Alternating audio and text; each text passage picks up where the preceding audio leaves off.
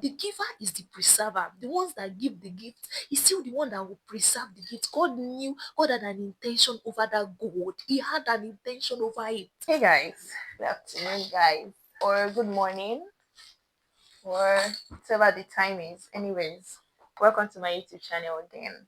Today we are going to be doing faith and not lifestyle. I told you that this channel is going to be about faith and lifestyle. I'm going to incorporate the two and ensure that we don't lose focus of why we are here. And today I want us to study something, and this is something that dawned on me today. It's something that I've known before now, but Baba was speaking to me today and he spoke about it, and it just stuck with me the moment he said it, and I remembered. You see, one of the 10 Commandments is do not worship any other God except for me, right? I need to be sure this is recording and I'm loud enough. I think I have to use this. I think I should use this to hold up my mic so that I am sure that you can hear me well. Love it. Love it. One of the 10 Commandments is do not worship any other God. Do not commit idolatry, right? Is it idolatry? Is that the right pronunciation? Let me check. Because I mean, right? This pronunciation of idolatry. Idolatry. Oh, that's that's that's correct then. We know it is established that we should not come in place. We should not worship any other god, and we should not commit idolatry. We should not serve any other god apart from God and all of that. And I believe that we have been taught in our various churches how that even anything that you exalt beyond before God, above God rather, and that you like that is very, very important to you could be an idol. And something what struck me today was, so I have that's like the foundation of our of our conversation today. I believe that we all know that anything that you put above God, a lot of us have a lot of idols actually. A lot of us, in most cases, for most of us as youth right now, a major idol that most of us are fighting is our phones, social media, money, pursuits for influence, and everything. Those are like anything that you when you think about God, you think about it, you're like, I can't do God for it. It's not God. You put God aside because of it. It's like you're actually putting that before above God. That's literally what idolatry is. And then you can proceed to start worshiping it. You start worshiping it. You start because worshiping literally is living for something, right? See yourself as a living sacrifice and whole. So what I'm saying is that means that worship is actually giving yourself to God. Worshiping God is like you're giving yourself to God. It's in Romans, anyways. It's in Romans 12. I believe we know that. It's like we are giving ourselves. Let me not assume we do. We're giving ourselves to God. Anything else you are giving yourself to is basically worshiping that thing. You're giving yourself to more than God. Now, when you think about more than, you can tend to think about it as, oh, but I spend 6 hours in school and I spend 2 hours praying. No, no. Of course, you have things that come together to make your day every day, but it's not that you are in a place of obsession or in a place of. For a lot of us, actually, academics is also a hide, and that's actually where I'm going to, but that you are in a place of it has gotten to a place where it is very important to you. It is of utmost importance. You have things, you have values that you uphold, but I'm trying to show you the graffiti of where you can adore something to for them to be your god. You worship it, you live for it, you live and breathe for it, you think about it every time you live. I met a Buddhist, and in I think last month, and she was telling me about their belief system, and it just made sense that that's how people actually created gods, by a belief system and living for it. They don't need a lot of stories to be able to make a god or to be able to serve a god. You don't need to do so many things for you to start having gods or to to do you understand me? It does not have to be a complex thing. Once you start giving in fact, you can have thousands of people that will actually be phone worshippers, like shipping their phones. Literally, right? It's not like you have to do a special sacrifice and all. And of course, sometimes you might have to, but just obsessing yourself about it, thinking about it. And so that is what, and I think one of their thing is they meditate every day. They think, they sit, they ensure that they immerse themselves in it. That is what idolatry is basically. And what I want to talk about today is, do you know that what God gives you can be an idol? Like what God gave you, or what God gave you access to, you can turn that to an idol. Do you know that? Do you know that because it comes from God does not mean that the misuse of it would not be termed as idolatry? Do you know that God said we should not have any other God except from him? So anything, even if it was God that gave you, even if it was God that gave you those children, they could actually be your God. Yes. Because it came from God does not mean that it still has to be subjected under the God that gave you. Now this is where I'm going to. I'm going to share a story with us, and it's a very popular story in the scriptures from the book of Exodus. We're going to read Exodus 12 and Exodus 32. And that's the story of when the Israelites were leaving Egypt and God instructed them to go and loot. I'm going to be reading Exodus 12, verse 35 and 36. And in this particular part, this is where the Israelites were leaving, and Pharaoh has eventually told them to leave forever and never come back. Then he told them to get out of the land as soon as possible. Emi etifebo. But that's not where we are going, so let's not be distracted. Let me read from here. And the people of Israel did as Moses said and asked. So Moses had instructed them to ask the Egyptians for silver and gold and jewelry and clothing and all. And the Lord gave the Israelis favor with the Egyptians so that they gave them whatever they wanted. And the Egyptians were practically stripped. Were practically stripped of everything they owned. I don't know how. I feel like I'm about to be distracted, but favor. May we find favor both before our oppressors and before our helpers. May we find favor. I promise you, like may we find favor because it feels like I've not seen this before. And the Egyptians were practically stripped of everything. That's not where we are going to. I want to be distracted in Jesus' name. That's the background.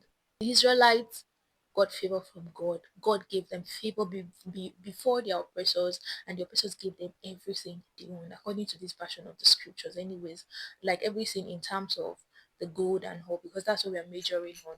But then we see in Exodus 32, where we have the golden calf story. Then 2:1, when Moses didn't come down. So in this part, Moses had gone up to the mountain for 40 days to get the Ten Commandments, and the Israelites were waiting, right? And they lost their patience. People went to Aaron. Look, they said, make us a God to lead us. For this fellow, Moses, who brought us here from Egypt, has disappeared. Oh my God, I hope I'm in frame. Something must have happened to him. Give me your golden earrings. They all did, men and women, boys and girls. Aaron melted the gold and then molded and chewed it in form of a calf.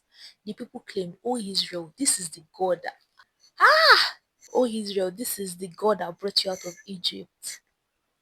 When Aaron saw how happy the people were about it, he built an altar before the calf and announced, "Tomorrow there will be a feast to Jehovah." They were up early the next morning and began offering burnt offerings and peace offerings to the calf idol.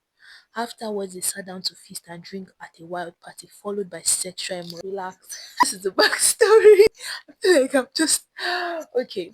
Those gold that God gave them favor to get from the Egyptians, God that led them, the man God is using to lead them, the man called Moses, told them, "Guys, I'm coming. I need to go and sit with my God and let him give us some, let me see if he did. Did actually. He did. God was giving him, must have, I don't want to like be distracted by that. And they were waiting. Over a month, it must have taken time. And then at a point, they told Abram, Moses' brother, that guy, you need to make us something else to worship. Now, this is what I'm going to. What they used to create another idol is also the same thing God gave them by favor. I don't want to be distracted. Like I am having a lot of other points, but I want this to be fast.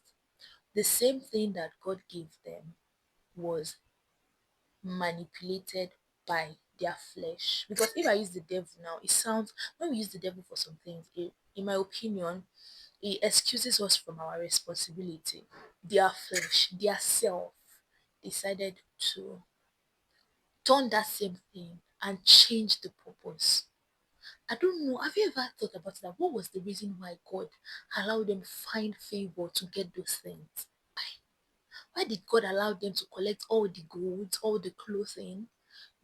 Did they think that this was the purpose for which that that looting was allowed? No. Now this is the experience that I had. I'm somebody that in my childhood I was excellent. I am an excellent person, but I remember having second positions in school, first position in school, and all.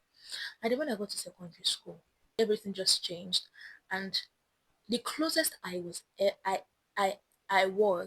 to the top ever was fifth position. And I promise you, that fifth position I did like this. In fact, that fifth position I got it only because I studied with the best students in class.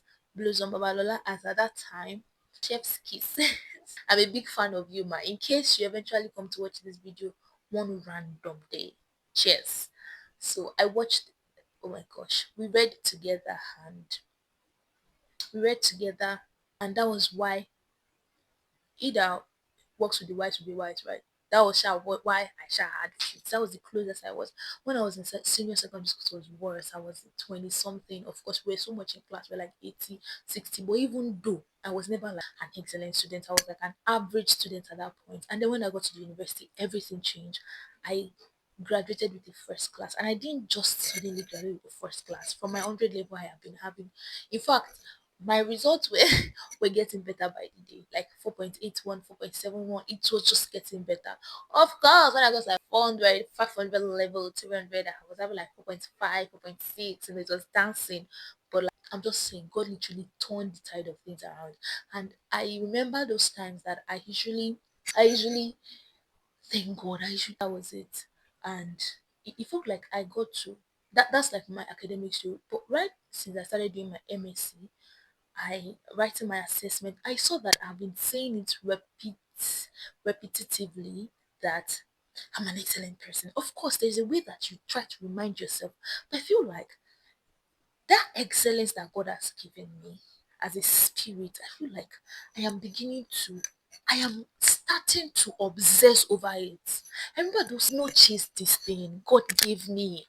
I was so even if it came from God, it must not go above God. It must not be worshipped above God. I must not obsess over it above God for not so. And it's not the day you will know that you're obsessing over it. It's not the day you. It's not when you choose it. It's the way your heart is towards it. It's like the posture of your heart when you start acting like you own it. Because I think that these people forgot that these same people that gave them the gold that they used were their oppressors, and maybe they didn't think deep to find out to know that it was Jehovah that allowed them, that gave them the instructions to go in and get whatever they wanted to get and gave them access. So that same Jehovah is what God, the man that was leading them, went to meet, and they lost patience because they feel like they now have something better. Because they feel like they now own it. That's not something better. They now own it. So it felt like I now own, like I'm an excellent person. I should do better than this. I should, and then we had a conversation today, and he then told me because I saw a particular percent that somebody gave me for a particular presentation we had 60%, and I was so sad. I was like, how would I get 60%? I'm chicken God, I love excellence. Then he was like, those that were like, don't make an idol out of it. Do you want God to humble you? At that point, it struck me again that I was starting to make an idol out of excellence. I was starting to take it beyond purpose, beyond it now became I am protecting myself. I don't even get me. It was no longer about God. I was already becoming selfish about it. I was already owning it. Like I'm now an excellent person. But that's not how it started. God gave me favor. God brought me here.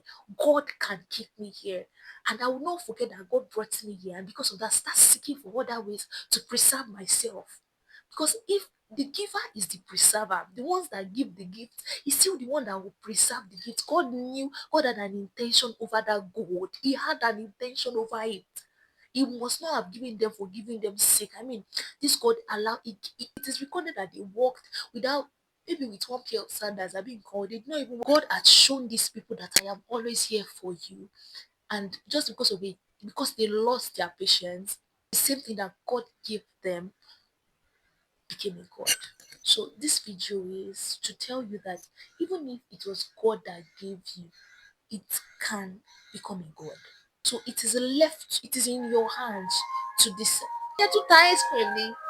You don't have the responsibility to ensure that your mind does not place that thing before God. And there's that song, Omobama Gbagbe, don't forget where God has brought you from.